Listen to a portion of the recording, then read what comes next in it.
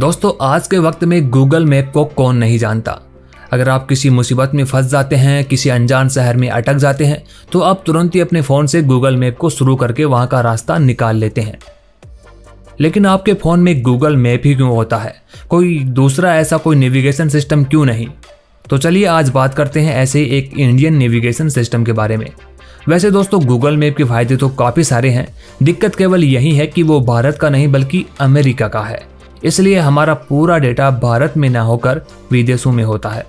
वहीं भारत की सुरक्षा की बात करें तो ये बात भी इम्पोर्टेंट होती है कि किसी मिलिट्री पर्पज़ के लिए भारत दूसरे देश के नेविगेशन सिस्टम पर निर्भर नहीं रह सकता। किसी युद्ध जैसी सिचुएशन में या अन्य आपातकाल के समय यह बाहरी कंपनियां मदद करने से इनकार कर देती हैं। इसलिए भारत को खुद का नेविगेशन सिस्टम बनाने की शुरुआत सरकार द्वारा वर्ष 2006 में ही शुरू हो गई थी और इसका पहला उपग्रह है IRNSS means Indian regional navigation satellite system 1 जुलाई 2013 को और इसका आखिरी और 7वां उपग्रह IRNSS-1G को 28 अप्रैल 2016 को लॉन्च किया गया था। अब जब इसका आखिरी उपग्रह IRNSS-1G को लॉन्च किया गया था, उसी समय भारत के प्रधानमंत्री ने IRNSS का नाम बदलकर नाविक means navigation in India consultation कर दिया गया था। अब इसको नाविक के नाम से जाना जाता है। स्वदेशी नेविगेशन सिस्टम पर इसरो वैज्ञानिकों का काम लगभग पूरा हो चुका है और उम्मीद की जा रही है कि जल्द ही इसकी सेवा भारत के लोगों को मिलनी शुरू हो जाएगी, जिसका फायदा वे अपने मोबाइल पर भी उठा सकेंगे। दोस्तों नाविक सिस्टम के लिए अंतरिक्ष में भारत ने 7 सैटेलाइट का जाल बिछाया है जो पूरी तरह से भारत को कवर करता है। इसमें 3 उपग्रह भू स्थिर कक्षा में और बाकी के 4 भू तुल्यकालिक कक्षा में स्थापित किए गए हैं। दोस्तों भू स्थिर कक्षा वह होती है जहां पृथ्वी से 35,786 किलोमीटर ऊंचाई पर स्थित उपग्रह पृथ्वी से हमेशा एक ही स्थान पर दिखाई देता है। नाविक के 7वां उपग्रह हर समय दक्षिण एशिया में 1500 किलोमीटर के दायरे में नजर रखेंगे। इसे ज्यादा सही और सटीक बनाने के लिए सैटेलाइट की संख्या 7 से बढ़ाकर 11 करने की योजना है। दोस्तों अभी दुनिया भर में गूगल का नेविगेशन सिस्टम चलता है जिसे हम गूगल मैप कहते हैं, लेकिन दुनिया में 4 देश ऐसे और भी हैं जिन्होंने अपना खुद का नेविगेशन सिस्टम बना रखा है और अब भारत ऐसा 5वां देश बन गया है जिसके पास खुद की GPS प्रणाली है जो काफी सटीक जानकारी देती है। भारत से पहले अमेरिका के पास से GPS तो वो तो खुद का है ही, जो हम बात कर रहे हैं गूगल मैप की। रूस के पास है ग्लोनोस और यूरोप के पास है गैलीलियो। वहीं चीन के पास अपना खुद का बाइडू नेविगेशन सिस्टम है। दोस्तों चीन के पास अपना खुद का नेविगेशन सिस्टम ही नहीं बल्कि वो तो अपनी सुरक्षा के लिहाज से काफ़ी चीज़ें ऐसी हैं जो बाहरी दुनिया की बैन करके रखता है, जैसे कि व्हाट्सएप, फेसबुक, यूट्यूब, इन सभी को वो बैन करके रखता है। और वहाँ पर गूगल पर भी बैन लगा हुआ है क्योंकि उसने खुद का अपना पूरा सिस्टम बना के रखा हुआ है। अब इसी प्रकार की सुरक्षा के लिहाज से भारत के लिए भी नाविक बेहद ही उपयोगी साबित होने वाला है। भारत के नाविक नेविगेशन सिस्टम के जरिए 5 मीटर दूर से सटीक जानकारी हासिल की जा सकेगी। इसे न सिर्फ भारत में यूज किया जाएगा बल्कि भूटान, पाकिस्तान और श्रीलंका जैसे पड़ोसी देशों में भी इसका इस्तेमाल किया जा सकेगा। अब तक हमें अपने फोन में ग्लोबल पोजिशनिंग सिस्टम पर निर्भर रहना पड़ता है। यह सिस्टम अपनी अंतरिक्ष में फैली सैटेलाइट से आपको कनेक्ट करता है, जिसके बाद सैटेलाइट आपकी लोकेशन के हिसाब से उस जगह का नक्शा उपलब्ध कराता है। हालांकि भारतीय प्रादेशिक नौवहन उपग्रह प्रणाली यानी रीजनल पोजिशनिंग सिस्टम के बाद हमें GPS पर डिपेंड नहीं होना पड़ेगा। नाविक की बात करें तो यह सभी मौसम परिस्थितियों में सही तरीके से काम करेगा। आज के GPS की तुलना में नाविक सिस्टम काफी ज्यादा बेहतर साबित होगा क्योंकि अभी GPS के 24 उपग्रह पूरे विश्व के लिए अंतरिक्ष में फैले हुए हैं। वहीं नाविक के लिए केवल 7 उपग्रह भारत और उसके पड़ोसी देशों को कवर कर रहे हैं।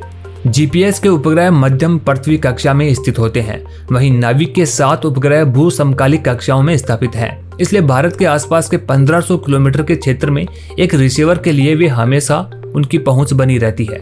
अब आप सोच रहे होंगे कि GPS के पास तो 24 उपग्रह हैं तो वहीं हमारे नाविक के पास 7 ही हैं, लेकिन दोस्तों यहाँ पर टेक्नोलॉजी का फर्क है। नाविक प्रणाली को GPS से क्यों बेहतर माना जा रहा है, इसका कुछ कारण ये है क्योंकि इसमें S और L बैंड की दोहरी आवृत्ति है, जबकि GPS केवल एक L बैंड पर ही निर्भर होता है। उससे कई परेशानियों का सामना करना पड़ता है। जब कम आवृत्ति वाले संकेत वायुमंडल में यात्रा करते हैं तो उसके वेग में बदलाव हो जाता है। इस कारण इस मॉडल को इसे समय समय पर अपडेट करना पड़ता है। वहीं नाविक की बात करें तो यह इस मामले में दोहरी आवर्ती यानी S और L बैंड की देरी में अंतर को मापा जा सकता है और वास्तविक देरी का आकलन किया जा सकता है। इस प्रकार आवर्ती त्रुटि खोजने के लिए नाविक किसी भी प्रकार से किसी भी मॉडल पर निर्भर नहीं है और ये GPS से अधिक सटीक है। दोस्तों, नाविक सिस्टम को मोबाइल में यूज करने के लिए इसरो काफी तेजी के साथ काम कर रहा है। इसके लिए इसरो ने location and navigation technology solution provider map my India के साथ मिलकर एक साझेदारी की है, जो भारत को स्वदेशी नेविगेशन सर्विस उपलब्ध करवाएगी। इसरो की माने तो डिपार्टमेंट ऑफ स्पेस ने मैप माई इंडिया के साथ जो डील की है, इसमें नाविक, भुवन जैसी स्वदेशी सर्विस की मदद ली जाएगी। दोस्तों, भुवन यहाँ पर एक नाम आया है। अगर इस भुवन की बात करें तो यह एक केंद्रीय जियो पोर्टल है जिसमें भूस्थानिक डेटा सर्विस और एनालिसिस के लिए टूल है। इसे भी हालांकि इसरो ने विकसित किया है और फिलहाल होस्ट भी इसको इसरो ही कर रहा है। अब इसके साथ जो डील हुई है उसका पूरा फायदा नाविक में मिलने वाला है। दोस्तों, मोबाइल में ये सर्विस शुरू होने के बाद हम लोगों को नेविगेशन सर्विस, मैप और भूस्थानिक सेवाओं के लिए गूगल मैप और गूगल अर्थ जैसी विदेशी कंपनियों पर निर्भर नहीं रहना पड़ेगा। इस ऐप के जरिए यूजर्स को रियल सैटेलाइट इमेज इसरो उपलब्ध करवाएगा। इसकी खास बात यह है कि यह ऐप बिल्कुल फ्री में उपलब्ध होगा और इस पर किसी भी प्रकार का कोई विज्ञापन भी नहीं दिखाया जाएगा। इसके अलावा भारत में आने वाली गाड़ियां भी अपने GPS सिस्टम की जगह है नाविक का उपयोग करने वाली है। नाविक का प्रयोग स्थलीय, हवाई और समुद्री नेविगेशन के लिए किया जाएगा। इससे भारतीय सेना को भी काफी राहत मिलने वाली है। उन्हें बॉर्डर पर होने वाली घुसपैठ पर नजर रखने में आसानी होगी।